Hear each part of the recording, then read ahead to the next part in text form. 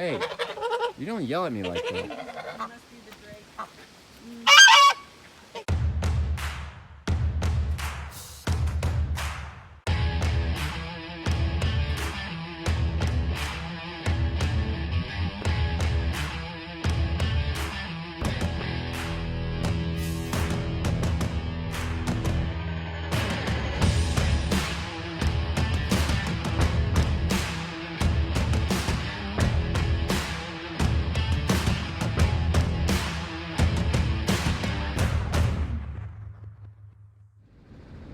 Hey guys, welcome back to Karting with Chris. Today's video, we are still in Denmark, but we are at the Roskilde Racing Center.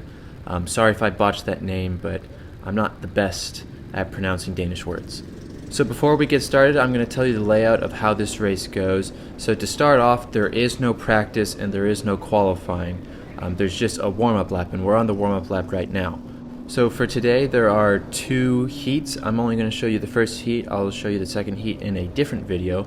But this first heat is basically like a pre-final. Wherever you finish in the first heat is where you start in the second heat. Now, what dictates where you start in this pre-final, as you see number 6 going crazy slow on this warm-up lap, but what dictates your starting position on the pre-final is just basically whoever signs up first. So my plan before we started the warm-up lap was to just go as fast as we can, find the limit of the cart, figure out where the track goes, find the line, stuff like that. But number 6 is going a little too slow for me, so I might as well warm up my tires. I think they are going slow because this might be their first time in a kart, so we're just going to have to bear with them. There is no passing in the warm-up lap because, like I said, there are designated positions. Now for this race, there is a standing start, so I'm just going to skip ahead while we stay behind this guy. 3 hours later. Can you move it along? I'm all out of time, Karts. So we're going to see how many people we can pass on lap 1. We are starting in 9th, so there's a lot of positions to gain. But before we do that, we're going to see how fast my reaction times are. We are running the chest camera today, so it's going to be very hard to see the lights because there is a steering wheel in the way. But hopefully you can see them turn green. And it's lights out and away we go!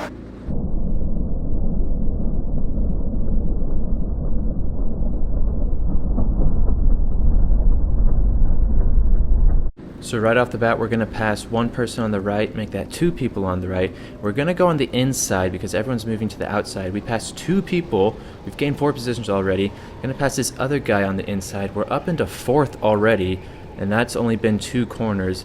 There's still 3 people ahead, so at this rate, we should be in first place by the end of the lap. We're about to go onto the main straight here. Kart number 8 got a poor exit. We're going to try and get into that draft, but as you can see, there really isn't major draft going through here. Going through this braking zone, he absolutely kamikazes himself, and so that was an easy pass. We're up into 3rd now. First place has bulleted past everyone. It's going to be hard to catch up to him. But we still have kart number 5 up here, and hopefully we can get around him by the end of this lap. Like I said at the beginning, I don't really know my way around here, so I'm going to hope for a mistake or just find an opening. He held it around that corner very well.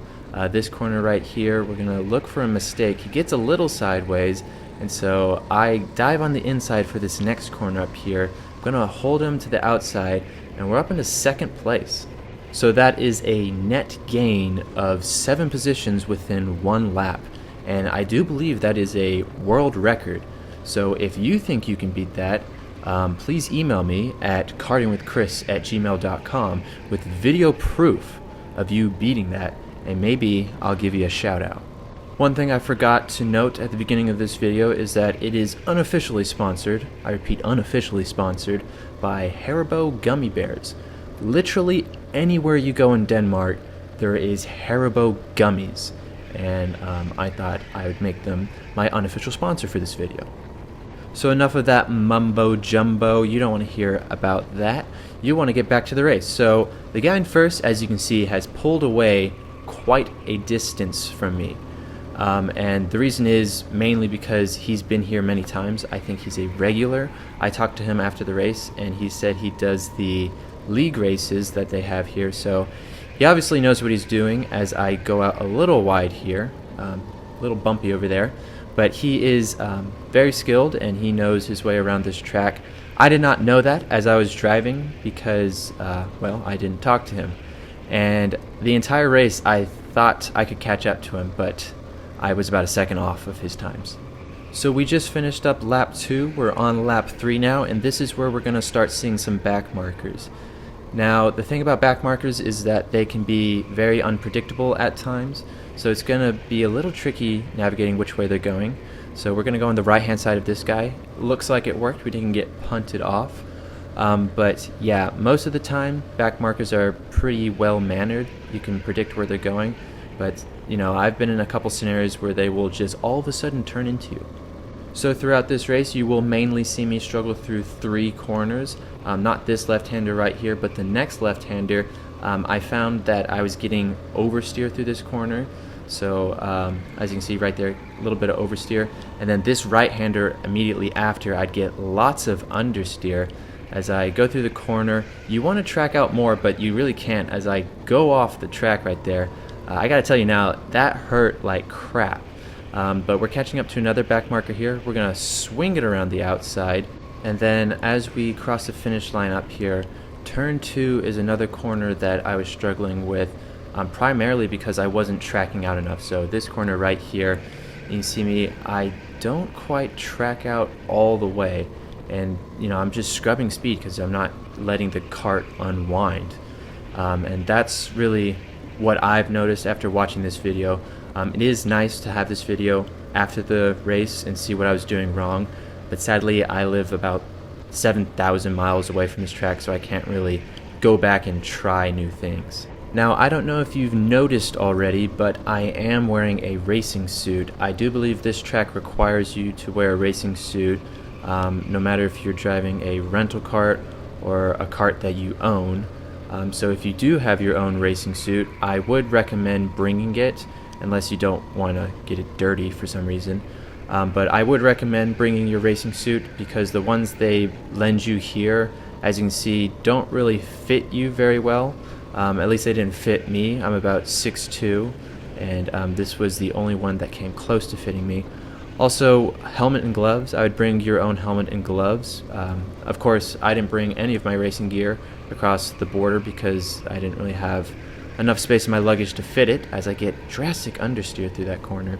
I would also recommend bringing some sort of rib and back protection. I know a lot of people bring their rib protectors with them. I know personally I always bring my seat insert no matter if I'm driving my personal cart or a rental cart. A lot of rental places have their own seat inserts that you can use, but they only have a limited number of them, so if they run out, then you're SOL. Okay, so at this point of the race, as we pass a back marker here, we're still in second place, which is good. Obviously first place is better, but my brother Ben, he is in third place right now, and he's trying to hunt me down. He did not get as good of a start as I did. He did start directly behind me, but he said he wasn't able to follow me as I went for moves on people. Now, I did not know it at this time, but my brother was setting faster lap times to me. There's only a couple tenths here and there, and every once in a while I'd beat him because he makes a mistake or he catches up to a back marker. So he is inching towards me, but this is not the Spa-Francorchamps 2021 Formula 1 Grand Prix. The fastest lap time does not win this race. So we're going to whip it forward, we're going to enable that DRS, press that overtake button, and we're going to skip to lap 7 as I pass someone. We're going to skip it to lap 7 because lap 7 was either one of my fastest lap times or my fastest lap time. But do keep in mind that this is my first time here, and everything I say is not 100% accurate. So we're rounding out the last couple of corners here, easily flat out. And then here's the checkered line right here. Going to this first corner, full throttle, this right-hander, little lift, and then back on the gas early. You should track out more than I just did. I wasn't really tracking out that much. And then these couple of corners, you can take some curbing, easily full throttle, and then now we're on the main straight here. Now you can lean forward if you want to. I wasn't, but it's personal preference. Going to this right-hander right here, brake hard, and then get on the gas early, and then really extend the exit of that corner. Full throttle through here, that's pretty self-explanatory. And then this corner is also full throttle, and I was trying different lines. I tried opening up the corner, tried taking it narrower. I couldn't really figure out what was the fastest lap. Lift through here, turn in a little late. I kind of missed the apex there. Got a little bit of understeer. Same through here. I believe I was lifting and then hit that apex, track out, but don't hit those bumps right there or else it will hurt. And then going through here, full throttle. Don't get on that rumble strip because I did feel like that would slow you down. And then full throttle straight to the finish line. So I don't know the exact lap time of that lap, but I do know I was in between a high 108 and a low 109. The top guy was mid 107, so there's still ample room for improvement as I try and figure out which way number 6 is going. Managed to hold it around the outside, but like I was saying before, the guy in first, he's been here before, he does the league races, and he's doing a mid 107, so if you're ever here and you're close to that, you're doing good. So if you're wondering how to get good at learning a new track or how to get good in general, I don't feel comfortable telling people because I don't feel that I'm at that level to be coaching people and stuff like that.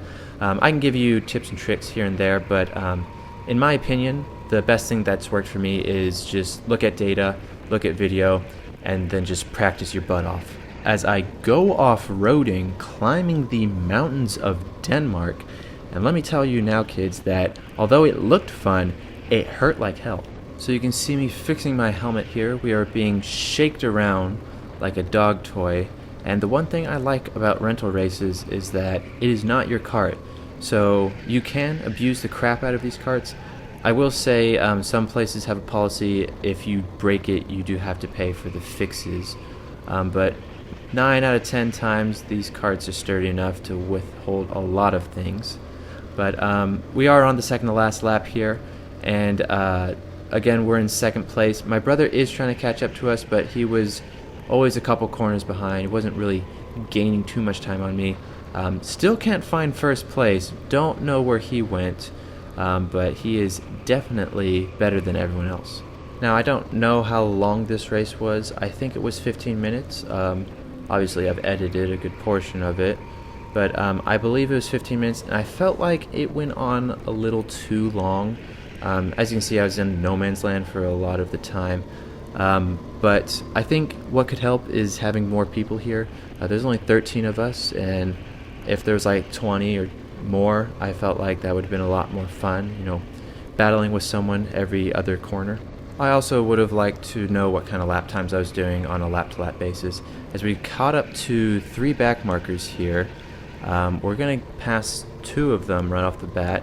We didn't have to get offline that much. And then coming through this corner right here, the guy up ahead takes a bit of an unorthodox line, so we've got a better exit than him. We're going to pull along beside him, brake a little later than him, get on that gas early. That's how you pull a move. Textbook operation.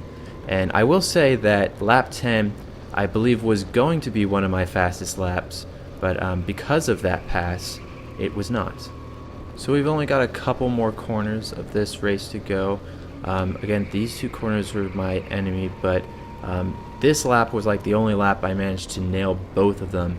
So if I hadn't have caught up to those people at the beginning, probably would have set a pretty decent lap time here, but you can't control everything.